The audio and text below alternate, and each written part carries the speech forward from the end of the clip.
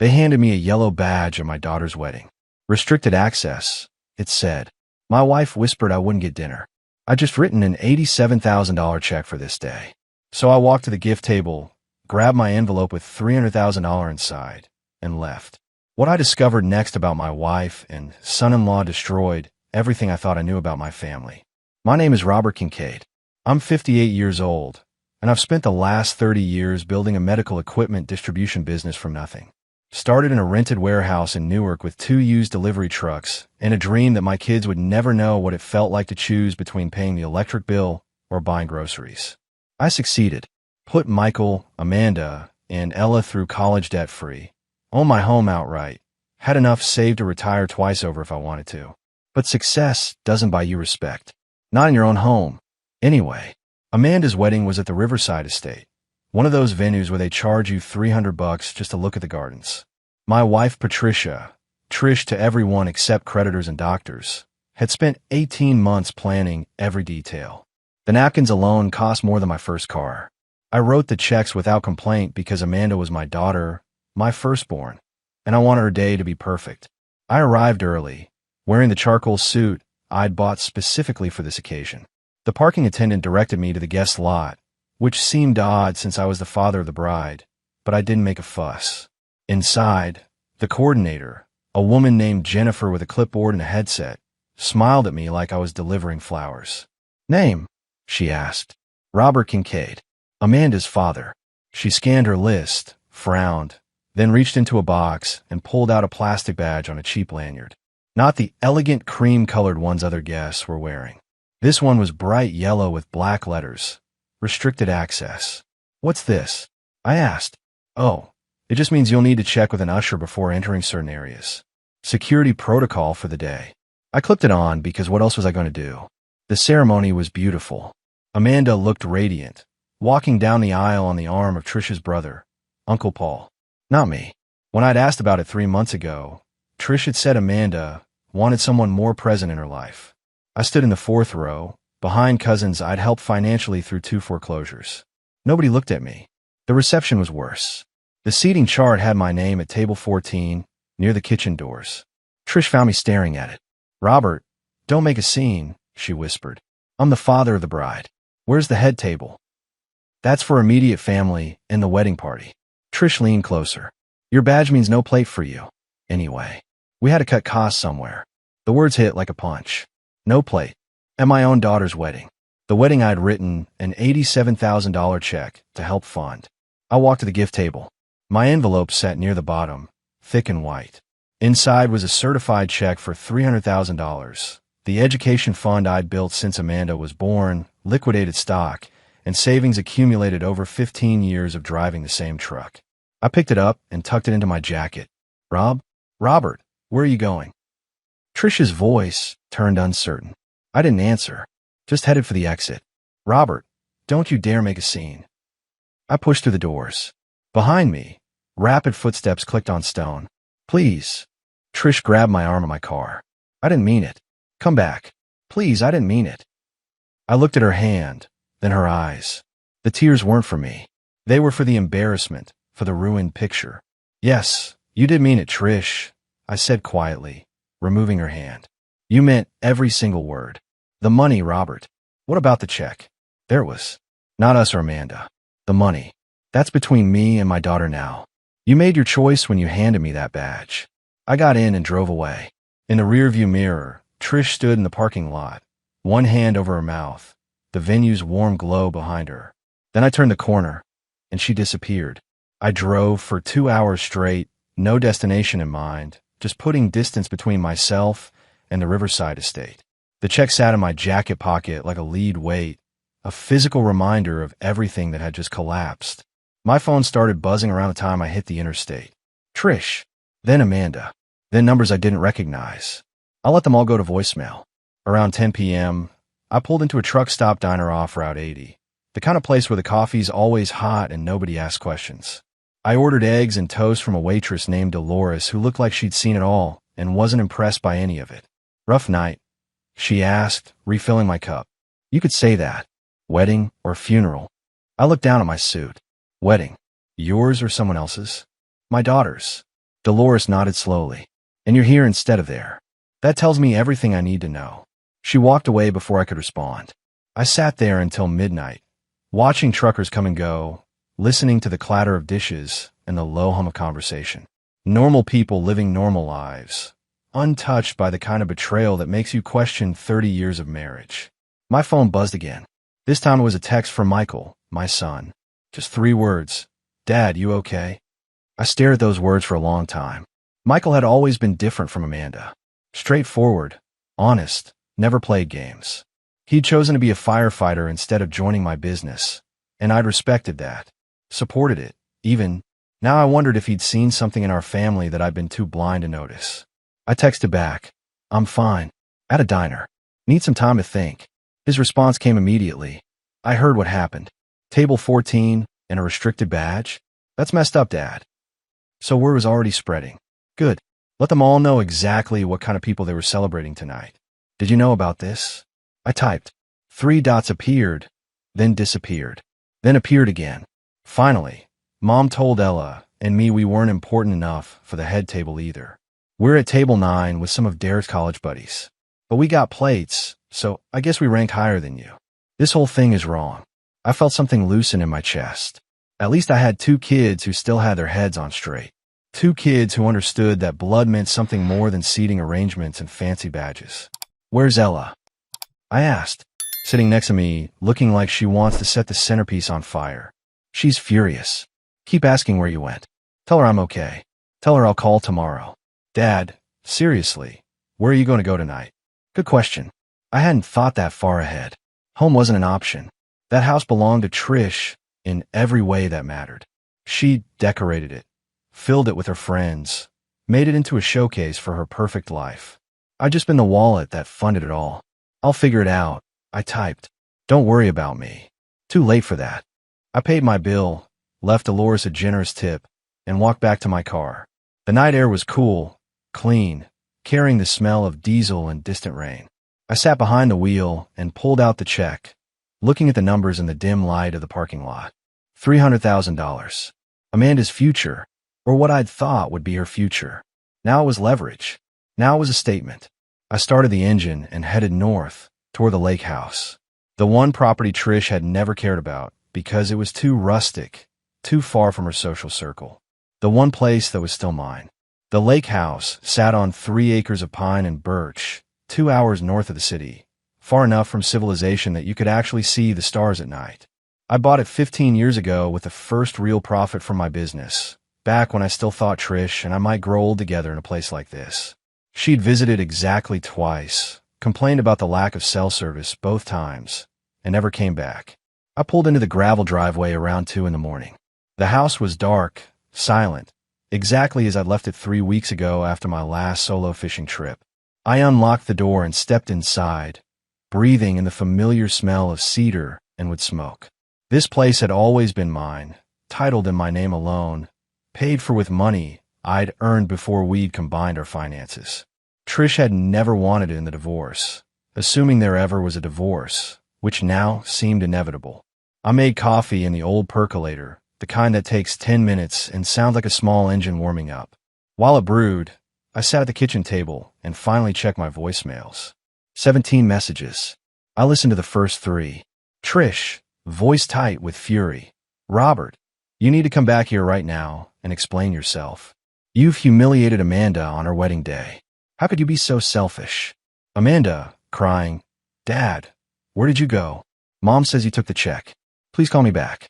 I don't understand what's happening. Then one from Derek's mother, a woman I'd met exactly twice.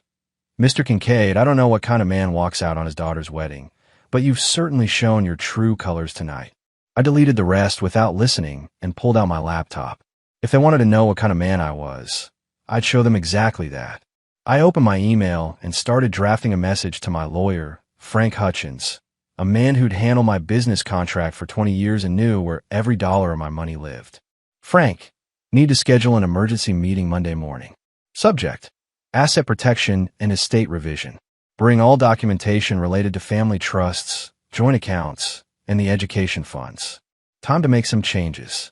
I hit send, then opened my banking app. The joint checking account showed $83,000. I transferred $75,000 to my business operating account, leaving just enough to cover the automatic mortgage payment. The savings account, another $42,000, got the same treatment. By the time I was done, every account with Trish's name on it was effectively empty except for the minimums required to keep them open. Next, I called the property management company that handled my rental units, 5 small commercial spaces in Newark that generated steady income. At this hour, I got voicemail, so I left a message redirecting all future payments to a new account, one Trish had never known about. The coffee finished brewing. I poured a cup and walked out onto the deck. The lake stretched out before me, black and smooth as glass, reflecting a sky full of stars. Somewhere out there, my daughter was probably still celebrating, dancing with her new husband, surrounded by people who'd treated me like hired help. Let them celebrate. They'd earned it. My phone buzzed. A text from Michael. Dad, Mom just figured out you emptied the accounts. She's losing it. Says she's calling the police. I smiled grimly and typed back. Tell her to go ahead. Every account I touched was either solely in my name or joint, which means I have every legal right to move MY money. She can explain to the police why she thinks she's entitled to funds she didn't earn. She's saying you're trying to leave her destitute. She has a degree in marketing and 30 years of work experience. She'll figure it out. You and Ella okay? We left the reception an hour ago. Neither of us could stomach watching Amanda play the victim when she's the one who put you at table 14. Where are you now? Ella's apartment. We're having our own celebration. A toast to Dad finally growing a spine. I laughed, the first genuine laugh I'd had in months. Get some sleep, son. Tomorrow's going to be interesting. I went back inside, finished my coffee, and climbed into bed.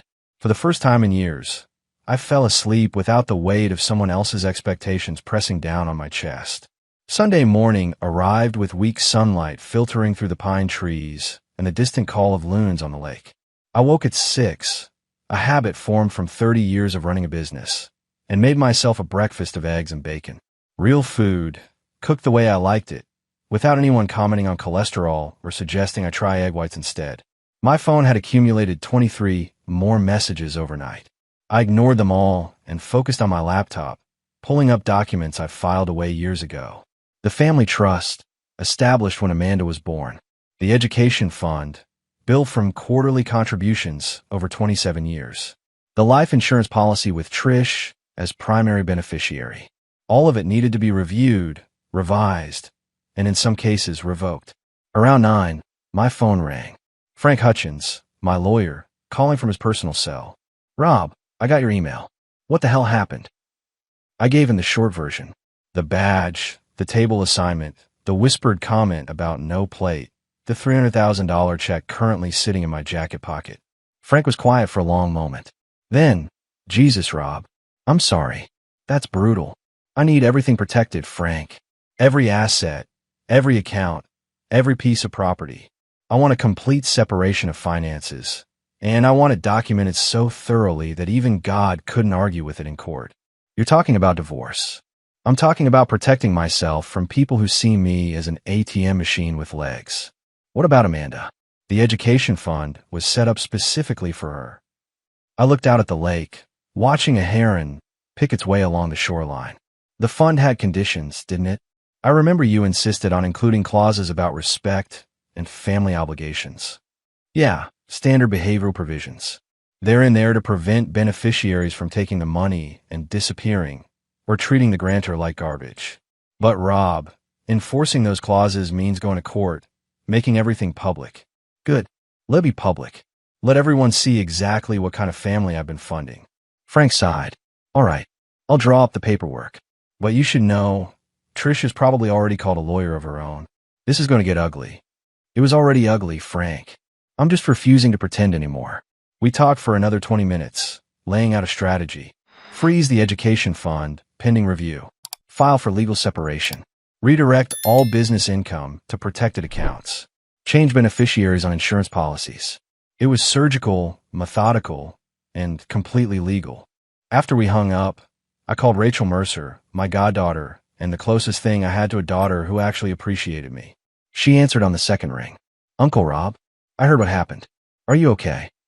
Rachel had been at the wedding, seated at a decent table, because her parents were Trish's college friends. But she'd always been different, had always treated me with genuine warmth and respect. I'm fine, Rachel. Better than fine, actually. Listen, I need to ask you something important. Anything. How would you feel about managing a charitable foundation? Something focused on helping kids from working-class families get into medical careers. Scholarship funding, mentorship programs, that sort of thing. Silence. Then, carefully, that sounds amazing.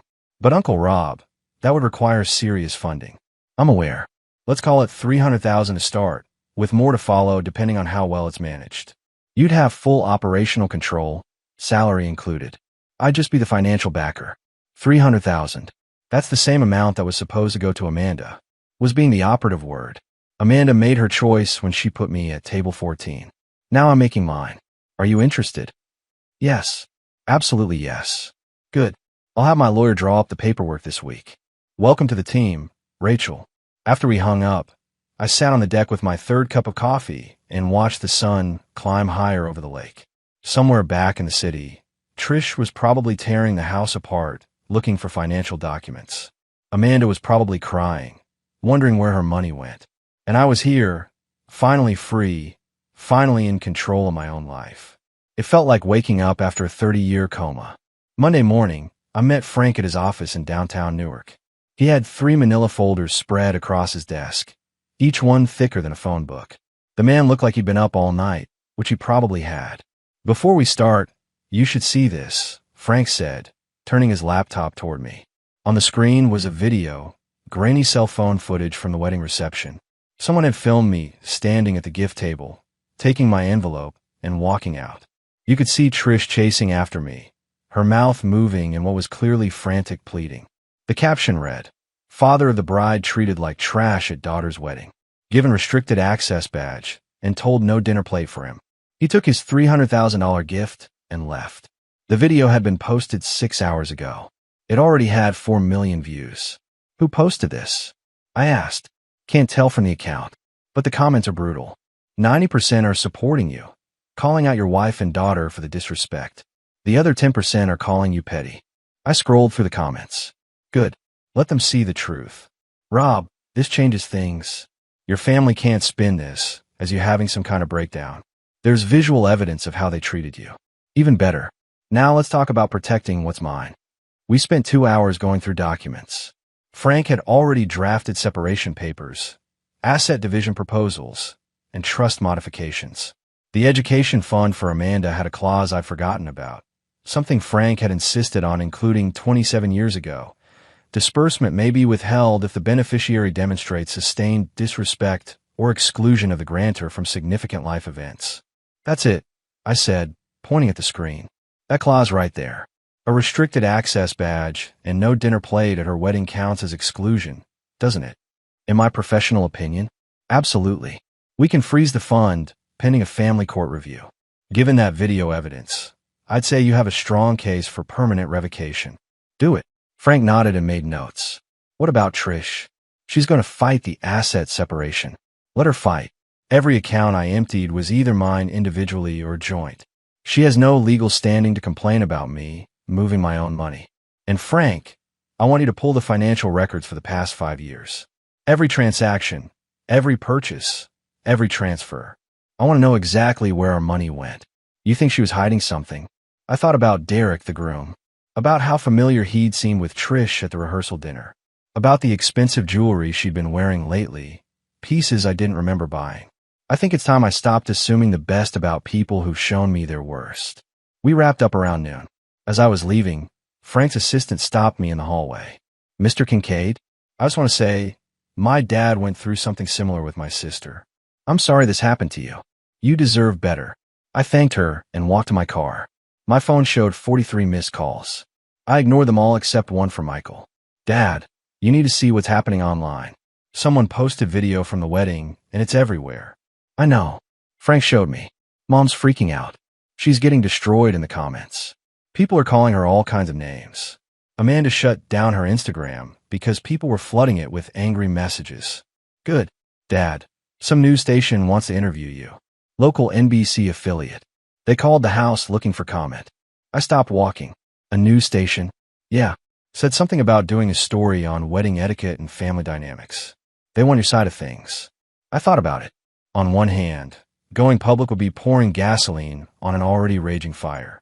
On the other hand, I'd spent 30 years being quiet, being accommodating, letting Trish and Amanda control the narrative. Give them my number, I said. The interview aired Tuesday evening. I watched it from the lake house, Michael and Ella sitting on either side of me on the worn couch. The reporter, a sharp woman named Lisa Bennett, had done her homework. She showed the viral video, then cut to me, sitting in a neutral location, looking calm and composed. Mr. Kincaid, can you tell us what happened at your daughter's wedding? On screen, I saw myself explaining it simply, without drama. The badge, the table assignment, the whispered comment about no dinner plate, the decision to leave with a gift I'd brought. Some people are saying you overreacted, Lisa said. What's your response to that? I spent 30 years building a business from nothing, so my children would have opportunities one never had. I put 3 kids through college without loans. I've been a provider, a father, and what I thought was a husband. But at some point, you have to ask yourself, if the people you sacrifice for can't even give you a seat at the table, what exactly are you sacrificing for?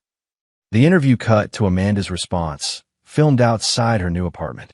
She looked tired, makeup-free, very different from the radiant bride.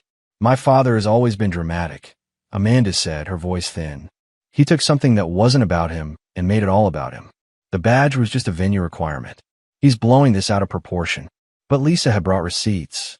She pulled up the wedding venue's website, showed their standard practices. No restricted access badges mentioned anywhere. Then she showed the seating chart, leaked by someone at the wedding, with my name relegated to table 14, while Uncle Paul, who contributed nothing, sat at the head table. That's called journalism, Michael said, grinning. The segment ended with Lisa's voiceover. Whatever the truth about family dynamics, one thing is clear. Respect isn't something you can buy with money, but it is something you can lose when you forget to give it. My phone rang immediately. Trish. I let go to voicemail, but Ella grabbed my phone and played it on speaker. Robert, this interview was completely inappropriate. You've humiliated Amanda on a national level. I expect you to issue a public apology and return that money immediately. This has gone far enough. Ella looked at me, her eyes fierce. Dad, I need to tell you something. Something I should have told you months ago. What is it, sweetheart? Derek, Amanda's husband. I saw him and Mom at a restaurant together last March. They were having lunch, sitting really close, laughing. It looked wrong, Dad. Really wrong. The room went silent. Michael's jaw tightened. I felt something cold settle in my stomach. Why didn't you tell me then? I convinced myself I was seeing things, that Mom was just being friendly, helping with wedding planning. But Dad, the way they looked at each other, that wasn't planning. That was something else. Michael stood up, pacing. I swear to God if Mom... Easy, I said, my voice steady despite the rage building in my chest. We don't know anything for sure yet. But Ella, I need you to tell me everything you remember. Every detail. She did. The restaurant, an expensive Italian place downtown. The time, around 2 in the afternoon on a Wednesday. The way Derek had reached across the table and touched Trish's hand. The way she'd smiled at him. That particular smile I hadn't seen directed at me in years. There's more, Ella said quietly. I think Amanda knows. I think that's why she was okay with Mom planning everything, with pushing you to the side. Because if you were too close, you might see it too. I sat there processing. If this was true, it explained everything. The distance, the disrespect, the casual cruelty. They hadn't just stopped valuing me. They'd been actively working to push me away, to make me the outsider in my own family.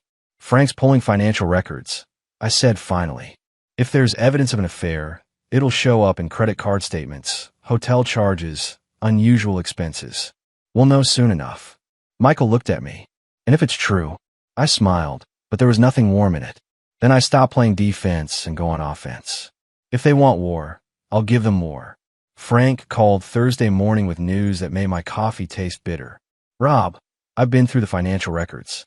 You need to see this in person. I drove to his office and found him looking grim. Spread across his conference table were 6 months of credit card statements, highlighted in 3 different colors. Yellow for hotels, pink for restaurants, green for jewelry and gifts. The Grandview Hotel, 18 times since January, Frank said, pointing at the yellow highlights. Always weekday afternoons. Always charged to your joint American Express. The hotel confirmed that the rooms were booked under Patricia Kincaid's name, and Derek was in town for those dates. Every single one. He works for Hoffman Financial Services, travels to Newark twice a month for client meetings. I got his company's travel schedule from a contact. The dates match perfectly. I stared at the statements, watching 18 afternoons of betrayal documented in neat columns of numbers. What about the jewelry? Frank slid another statement across the table. Tiffany's, $12,000 in March. A men's Rolex. Delivered to a P.O. box registered in Derek's name. Your business credit card paid for it. She bought her daughter's fiancé a $12,000 watch with my money. It gets worse. Look at these restaurant charges. Frank pointed to the pink highlights. Always the same places. Dante's, the Capitol Grill, Sullivan Steakhouse. Expensive dinners for two, usually around $200. These aren't lunch meetings, Rob. These are dates. I counted them. 23 dinners over 6 months. Almost weekly. How long do you think this has been going on? Frank pulled out another folder. I went back 2 years like you asked. The pattern starts about 14 months ago, right after Derek and Amanda got engaged. At first it was just occasional lunches. By last fall, it had escalated to regular hotel visits. My hands were steady as I picked up the statements, but inside I felt something dark and cold taking shape. Not grief, not even anger anymore, just a methodical need to make sure everyone knew exactly what had happened here. Can we use this in divorce proceedings? Absolutely. New Jersey is a no-fault state, but evidence of adultery can affect asset division, especially when marital funds were used to finance the affair. A judge will not look kindly on your wife spending your money to have a relationship with your son-in-law. What about Amanda? Did she know? Frank pulled out his phone and showed me a screenshot. A text conversation between Trish and Amanda, recovered from phone records that Frank's investigator had legally obtained. Amanda, where are you? The wedding planner needs to talk to us. Trish, having lunch with Derek. Wedding business. Be home by 5. Amanda, again? Mom, people are going to notice. Trish, let them notice. Your father certainly doesn't. I read it 3 times, feeling my jaw tighten. She knew. She knew, Rob. Maybe not every detail, but she knew something was happening, and she looked the other way. That's why it was so easy for her to push you aside at the wedding. You weren't just in the way of her perfect day. You were in the way of their whole arrangement. I stood up and walked to the window, looking down at the Newark streets below. Ordinary people living ordinary lives, untouched by this kind of calculated betrayal. I want everything documented, I said quietly. Every hotel visit, every dinner, every text message you can legally obtain. I want a case so airtight that when this goes to court, there's no room for lies or excuses. Already working on it. But Rob, you should know this is going to go public. Once we file, these documents become part of the court record. Everyone will know what happened. Good. Let them know. I've spent 30 years protecting Trish's reputation, covering for her mistakes, making excuses for her behavior. I'm done protecting people who never protected me. Frank nodded slowly. There's one more thing. The lake house, the one you bought before you were married. I checked the deed. It's solely in your name, purchased with funds that predate your marriage. She has no claim to it. She never wanted it anyway. Called it rustic and boring. Well, it's yours. Clean and clear. And given everything else we've found, I'd recommend you change the locks. Today, I smiled grimly. Already done. By Friday, the story had exploded beyond social media. 3 major news outlets picked it up, framing it as a story about modern family dynamics and respect. The New York Post ran with the headline, "Father takes back $300,000 wedding gift after being given restricted access badge." But it was the Daily Mail that really did the damage. Someone had leaked the hotel receipts and text messages to them, and they published everything. Photos of the Grandview Hotel, timeline graphics showing Derek's travel schedule overlapping with the room bookings, even a statement from a hotel employee who remembered seeing a well-dressed older woman meeting a younger man in his late 20s multiple times. My phone was ringing off the hook. I ignored most calls, but when Michael called at noon, I picked up. "Dad, have you seen the Daily Mail article? Just read it. Mom's losing it." She called me screaming about invasion of privacy, threatening to sue everyone. Amanda's apparently locked herself in her apartment and won't answer the door. Derek's parents are demanding he get an annulment. What about Derek himself? Radio silence. Word is he's been suspended from his job, pending an internal investigation. Apparently, using company travel to conduct an affair is against Hoffman Financial's ethics policy. Who knew? I almost felt sorry for him. Almost. And Amanda? Michael's voice hardened. Amanda posted on Instagram an hour ago. Claimed she had no idea about Mom and Derek. Said she's a victim too. The comments are tearing her apart. People are posting screenshots of that text message where she told Mom people are going to notice. Her whole innocent act fell apart in about 10 minutes. She made her choice when she handed me that badge. Dad, Uncle Paul called me this morning. Said the whole family's in chaos. Aunt Margaret is demanding Trish apologize to you publicly. Cousin Jennifer said she always knew Trish was trouble. Even Grandma Sullivan called to say you deserve better. I sat down on the deck of the lake house, watching the water. It's amazing how quickly people's memories change when the truth comes out. What happens next? Frank's filing divorce papers Monday morning. Adultery, misuse of marital funds, emotional cruelty. Everything documented. After that, I'm focusing on the business and the foundation with Rachel. Let Trish and Amanda figure out their own mess. What about the house? The house we lived in, joint asset, will be handled in the divorce. But Michael, I need you to do something for me. I need you to go there this weekend when Trish is out and get my things. Personal items, photos from when you kids are young, anything that matters to me. I don't trust her not to destroy it out of spite. Already planned on it. Ella and I are going Saturday morning. We'll pack everything up and bring it to storage. Thank you, son, for everything. You and Ella have been the only bright spots in this disaster. Dad, we love you. And for what it's worth, everyone I've talked to says you did the right thing. Walking out of that wedding, taking back the money, exposing what was happening. People respect a man who knows his worth. After we hung up, I sat there for a long time, thinking about worth and respect and the 30 years I'd spent trying to earn something that should have been freely given. Rachel called an hour later, excited. Uncle Rob, I just got off the phone with the state nonprofit board. Our foundation application was approved. We're officially a registered charity, the Robert Kincaid Medical Excellence Foundation. I thought we agreed on the Rachel Mercer Foundation. I changed it. This is your money, your vision. Your name should be on it. Plus, now when people search your name, they'll find something good instead of just the wedding drama. Smart kid. How soon can we start accepting scholarship applications? 2 weeks. I've already got 3 hospitals interested in partnering with us for mentorship programs. Uncle Rob, this is going to change lives. That's the idea. Spend the money on kids who actually appreciate what they're given. After Rachel hung up, I walked down to the dock and sat with my feet dangling over the water. My phone buzzed with another call. Trish. I declined it and watched the screen light up with a text. We need to talk. This has gone too far. Please. I typed back a single sentence. Talk to my lawyer. I'm done talking to you. Then I blocked her number. The sun was setting over the lake, painting the sky in shades of orange and red. Somewhere back in the city, my old life was burning down. My marriage was over. My relationship with Amanda was probably beyond repair. The business I'd built, the family I provided for, all of it transformed into something unrecognizable. But sitting there on the dock, watching the sunset, I didn't feel sad. I felt free. For the first time in 30 years, nobody was telling me what to think, what to feel, what to accept. Nobody was whispering that I didn't deserve a plate at the table. I'd taken back more than $300,000. I'd taken back my dignity, and that, I was beginning to realize, was worth far more than any amount of money. The divorce proceedings moved faster than expected.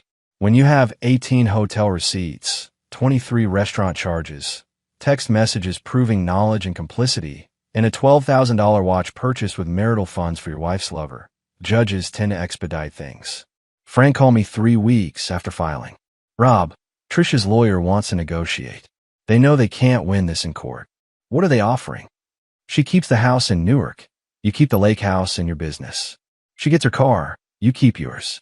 Joint assets split 60-40 in your favor due to the affair.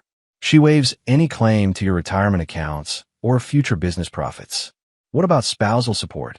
She's asking for minimal alimony, just enough to cover expenses while she finds work. Her lawyer knows that asking for more would be laughed out of court given the circumstances. I thought about it. The house in Newark held nothing but bad memories anyway. Let her have it, along with the mortgage and the expensive maintenance she'd always demanded. Counter with 70-30 split on joint assets. No alimony at all. She has a marketing degree and work experience. She can support herself like the rest of us. Frank whistled. That's aggressive. She spent my money to have an affair with my son-in-law. Aggressive is the minimum she deserves. And Frank, make sure the settlement includes a clause prohibiting her from speaking publicly about me or the marriage. I don't want her selling her side of the story to tabloids. Done. I'll send the counteroffer today. Caroline's lawyer responded within 48 hours. They accepted everything except the alimony. After 2 more rounds of negotiation, we settled on 12 months of minimal support, $5,000 a month, with strict clauses about public silence and non-disparagement. The divorce was finalized on a Tuesday in late September. I didn't attend the hearing.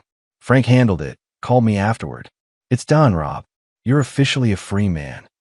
I sat on the lake house deck, watching autumn leaves drift across the water. Free. The word felt strange, unfamiliar, like trying on clothes that didn't quite fit yet. Michael called that evening. Dad, I heard the divorce went through. How are you feeling? Relieved, mostly. How's your mother handling it? She moved into a condo downtown. Smaller place, nothing fancy. I think reality's setting in that the lifestyle she had is gone. She asked about you yesterday. What did she say? Asked if you were happy now that you destroyed the family. I told her you didn't destroy anything. You just stopped funding the destruction she'd already caused. And Amanda? Michael's voice hardened. Amanda and Derek are separated. He's living with his parents. She's in a studio apartment, working as a receptionist at a dental office.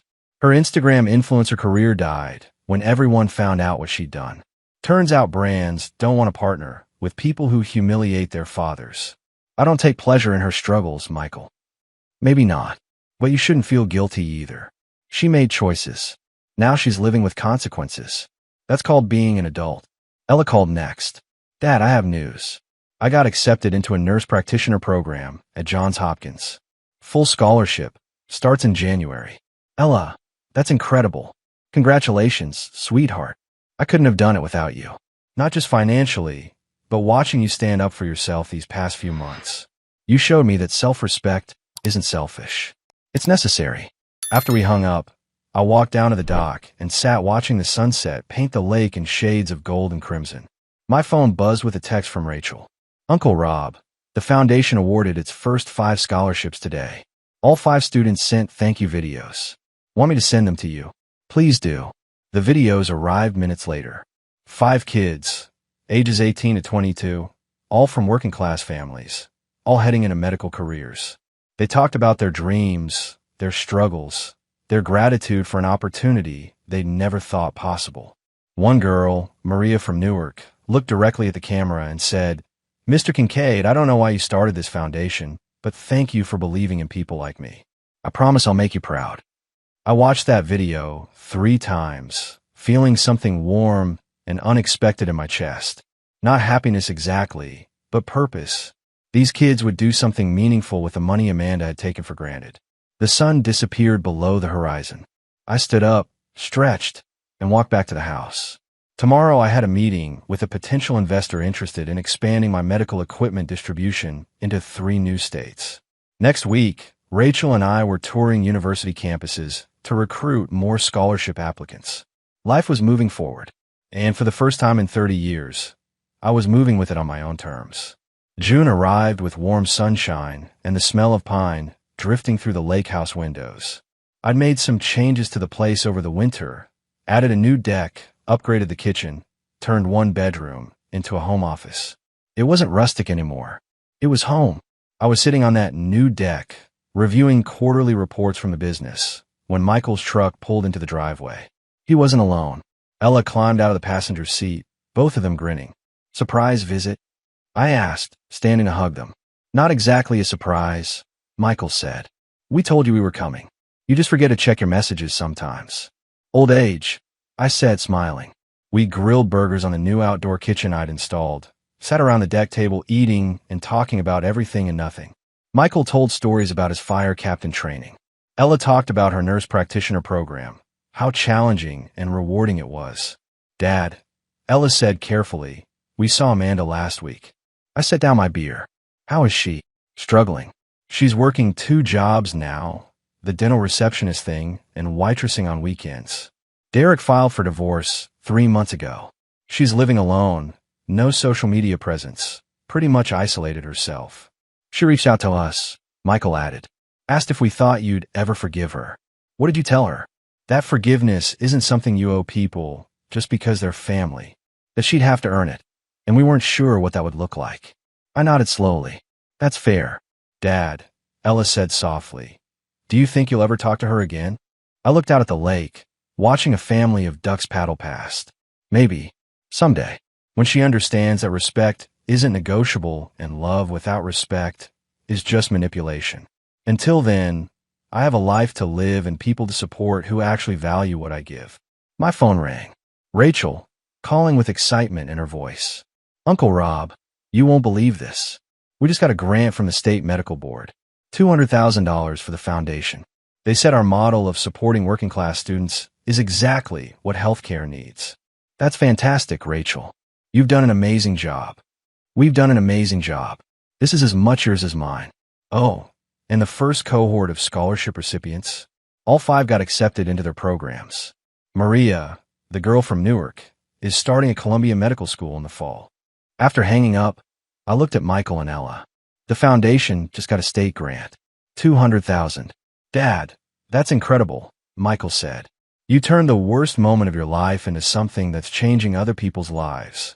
That's what you do when people show you who they really are. You stop wasting energy on them and redirect it somewhere worthwhile.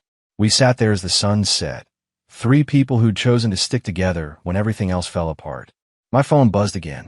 A text from an unknown number. Mr. Kincaid, this is Amanda. I know I don't deserve to contact you, but I wanted you to know that I understand now what I did. I see how badly I hurt you. I'm not asking for forgiveness or money or anything else. I just wanted to say I'm sorry. I'm truly, deeply sorry. I stared at the message for a long time. Ella and Michael watched me, saying nothing. Finally, I typed back, thank you for acknowledging it. That takes courage. I hope you build a life you can be proud of. I didn't add anything else. Didn't offer reconciliation or promise future contact. Just acknowledged her apology and wished her well. Sometimes that's enough. What did she say? Ella asked. She apologized. I told her I hope she builds a better life. Are you going to see her? Maybe eventually. But not now. Right now, I'm focusing on the people who never made me question my worth. Michael raised his beer. To Dad, the toughest man I know. Ella raised hers. To knowing your value and never settling for less.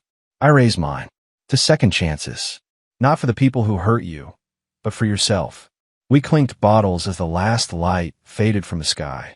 Somewhere in Newark, Trish was probably in her condo, living a smaller life on a tighter budget. Amanda was probably finishing her waitressing shift, exhausted and alone. Derek was probably in his childhood bedroom, wondering how he'd ruined everything. But here, on this deck, surrounded by the 2 people who'd never wavered in their loyalty, I felt something I hadn't felt in years. Complete. The restricted access badge was long gone, thrown away the night of the wedding. But its lesson remained. Respect yourself enough to walk away from people who can't see your value. Take back your power. Build something meaningful with it. And never, ever accept a seat at a table where you're treated like you don't belong. Because the truth is, if they can't make room for you at their table, you don't need their table at all. You can build your own.